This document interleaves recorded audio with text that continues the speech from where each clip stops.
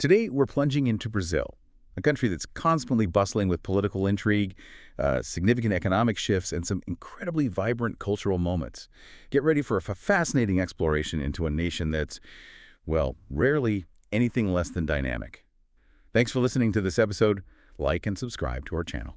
And our mission today is clear. We want to unpack the most recent key events and trends shaping Brazil. We'll be drawing insights from a stack of sources, everything from political headlines to critical economic indicators, compelling cultural highlights, and a crucial regional perspective. Our goal is really to help you quickly grasp the so-whats of these stories, understanding how Brazil is currently navigating both complex internal challenges and significant global pressures. It presents a truly multifaceted and, frankly, often surprising picture. Okay, let's unpack this first big headline straight away because it's a doozy, really. And it sets the stage for the political tension we're seeing. I'm talking about former President Jair Bolsonaro's deepening legal saga. It just exploded into public view recently when federal police revealed he had drafted a secret asylum plea to Argentina's President Javier Milei. I mean, imagine that a former head of state allegedly attempting to, well, skip town to evade prosecution. What's the immediate legal gravity here? Well, this isn't just some political rumor floating around. It's a serious legal challenge that hit the headlines with significant weight. The Supreme Court Justice, Alexandre de Moraes, he wasted absolutely no time. He's given Bolsonaro just 48 hours to explain this attempted escape and address the alleged violations of his house arrest conditions. 48 hours. Wow. Yeah. And this isn't just about the asylum plea itself. It's about the broader implications for the rule of law and the judiciary's authority in Brazil. It sends a really clear message that no one, not even a former president, is above scrutiny, especially when judicial orders are actually in play. And the political fallout has been absolutely huge, right? We're seeing Bolsonaro-allied lawmakers staging a full-on legislative blockade in Congress. They're demanding that charges from his alleged 2022 coup plot be dropped. This protest has effectively paralyzed key votes, basically grinding President Lula da Silva's agenda to a halt. It just showcases how fiercely polarized Brazil's political climate still is. It highlights this intense loyalty to the ex-leader, doesn't it? What does this really tell us? It tells us that Brazil's democratic institutions are, well, undeniably resilient, but they're also under immense strain right now. This isn't just a regular political disagreement, it's more fundamental. It's a challenge to the democratic process itself. Bolsonaro's supporters are essentially using legislative leverage to interfere with an ongoing judicial process, which is, frankly, a dangerous precedent. It really undermines the separation of powers, one of the cornerstones of any stable democracy. And while the judiciary is pushing back, the legislative blockade itself is just a stark reminder of how deep these political divisions run and how willing some factions are to push constitutional boundaries for their leader. But here's where it gets really interesting and maybe offers a glimmer of hope amidst all this division. Amidst the internal political infighting, we've actually seen a rare and unexpected moment of cross-party solidarity. The U.S. imposed these sweeping 50% tariffs on Brazilian goods. Huge tariffs. Exactly. And Brazil responded with a surprisingly unified front. This seems almost counterintuitive given what we just discussed. It truly is a fascinating turn of events. Top congressional leaders, and I mean including prominent opposition figures who, normally wouldn't be seen anywhere near Lula. Right. They actually attended his signing of an exporter relief plan. Yeah. This was the first time in months, maybe even longer, that they've rallied together like that. It's a significant, almost symbolic gesture, showing that defending Brazil's core economic interests can, at least momentarily, bridge those very deep ideological divides. Yeah. It's a reminder that national interests can sometimes cut across those partisan lines. So it really signals a unique kind of resilience, doesn't it? President Lula, whose approval rating has actually ticked up a bit during this, he's been adamant that the judiciary's case against Bolsonaro is independent, and he's flat out refusing to negotiate with Washington under pressure. What's the strategic play here from Lula's perspective, and what does this mean for Brazil's standing, globally? Lula's stance is actually quite strategic. By refusing to negotiate on Bolsonaro's legal issues and standing firm against the U.S. tariffs, he's projecting an image of strong leadership, national sovereignty. This resonates domestically, even with some of his political opponents, and it enhances Brazil's standing internationally as a country that won't be easily pushed around. Okay. If we connect this to the bigger picture, though, it's a careful balancing act. What's particularly interesting here is how external pressure can sort of momentarily override these deep-seated internal divisions. But, and this is important, we should be cautious. This newfound cooperation might be pretty tenuous. Right, temporary. Exactly. Once the immediate external threat of the tariffs maybe eases off, the conservative-dominated Congress could easily go back to challenging Lula's policies. It feels more like a temporary ceasefire, maybe, forged out of necessity, rather than a lasting peace or some fundamental shift. The underlying ideological battles, they're still very much there. Okay, moving on from the political storms then, let's talk about Brazil's economic resilience, because there are some genuinely welcome signs here, particularly on inflation. Consumer prices rose just 0.26% in July, which was below forecasts. That brought the annual inflation rate down to 5.23%. After a period of really high prices, that's definitely a breath of fresh air. It absolutely is. And while that 5.23% is still above the central bank's 3% target, the direction it's moving is critical. It strongly suggests that the record-high interest rates, specifically the benchmark Selic rate, which is Brazil's main policy rate. Like the Fed funds rate here. Exactly. That Selic rate is still at 15%, a two-decade high, but that persistence is clearly working. It's reining in price pressures. It really shows the central bank's commitment to price stability, even if it means higher borrowing costs for a while. And here's the exciting bit that everyone is watching. The central bank has hinted at potential easing by year-end if this disinflation keeps going. That's a huge deal for consumers and businesses. What are the key things they'll be looking at to make that call? And what would it mean for the average Brazilian's wallet? Well, policymakers are certainly keeping a close eye on several fronts. It's not just headline inflation. They'll be scrutinizing inflation expectations, the health of the global economy, domestic fiscal risks, especially with the U.S. tariff shock adding this new layer of uncertainty. Right. But the prospect of easing is indeed significant.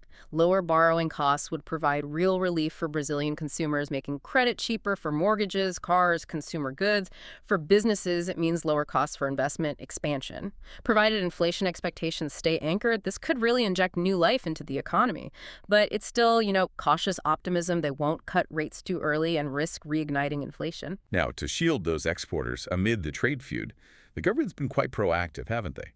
Brazil unveiled an extra $10 billion. That's roughly, US $1.85 billion credit line via this state development bank, BNDES.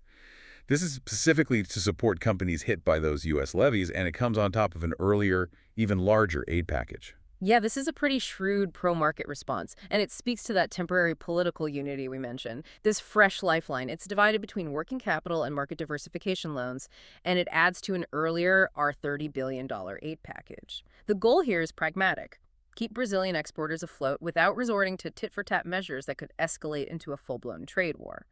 Lula pointedly declined to impose retaliatory tariffs on U.S. goods for now, which sort of de-escalates things. Shows restraint. Exactly. It shows a preference for economic stability over maybe political grandstanding. It's a pragmatic approach, not a punitive one. And how are industrial leaders reacting? I imagine they're feeling the pinch from those tariffs. Oh, they are. And their reaction is quite telling. Industrial leaders are calling the government's support palliative, but necessary.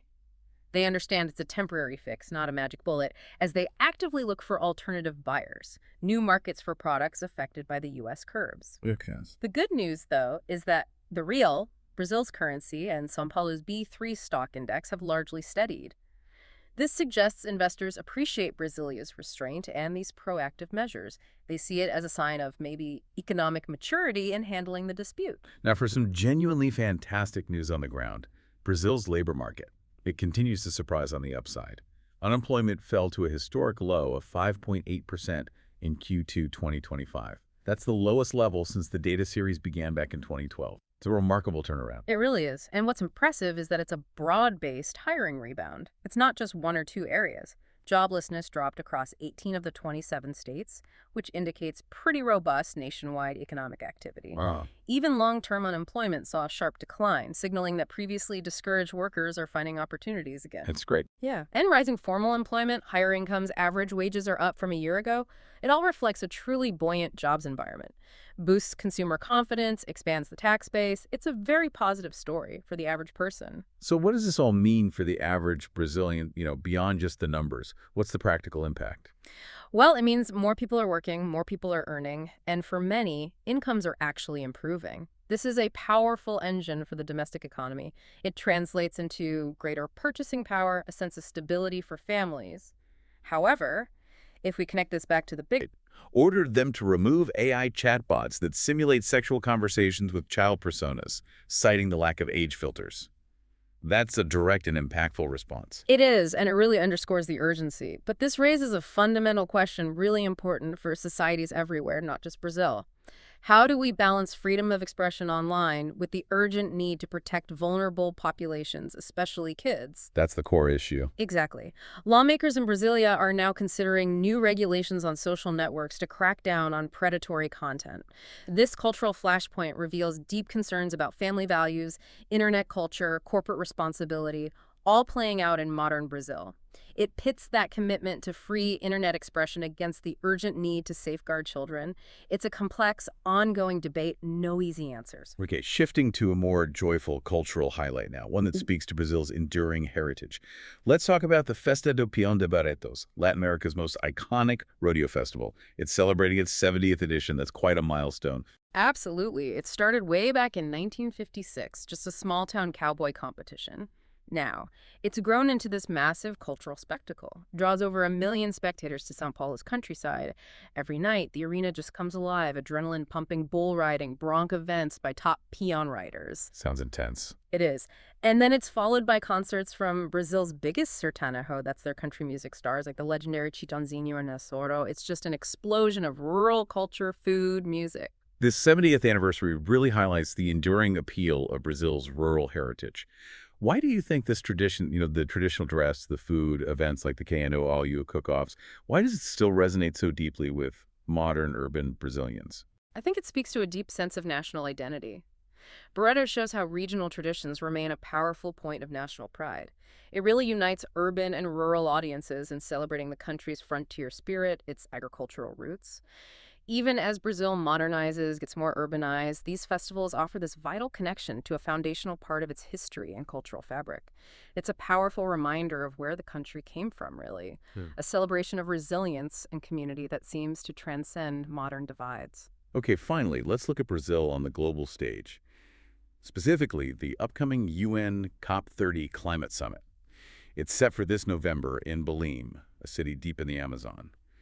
And it seems this remote location is, well, racing against time to prepare for such a massive international event. Yeah, the logistical hurdles are pretty significant. There's a major shortage of hotel rooms, which predictably has sent prices skyrocketing for the tens of thousands of delegates expected. And in a tense meeting with UN officials, Brazil's government flatly refused calls to subsidize hotel costs for attendees. Yeah, noting it's already investing heavily to host and basically won't bankroll wealthy nations' delegations. It showcases Brazil's stance on fiscal discipline hosting as a national investment, not a charity event in their view. So Brazil is getting incredibly creative to manage this accommodation crunch. They're scrambling to nearly double lodging capacity by converting, get this, love motels, and even docking overnight ferries as floating hotels. Some international voices have suggested maybe relocating the conference, but Brasilia insists COP30 stays in Belém. Why is it so crucial for them to keep it there, despite all these challenges?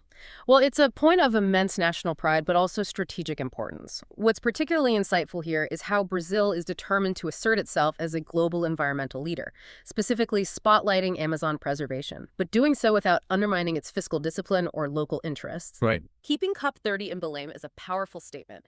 It directly confronts critics, demonstrating that an underdeveloped region can successfully host a major global event while upholding this pro-market, no-nonsense approach to public spending. The outcome will profoundly influence Brazil's international reputation. It really tests the alignment of sustainable development goals with respect for taxpayers and, federalist sensitivities. It's a bold gamble, but one they clearly believe highlights their unique position in climate leadership. So, considering everything we've unpacked today, from the political impasses and that unexpected economic unity against foreign tariffs to the vibrant cultural moments and Brazil's really steadfast commitment to hosting COP30 right in the heart of the Amazon, what do you think this tells us about the country's future trajectory? Is this newfound unity against external pressures to the fleeting ceasefire in its deep political battles?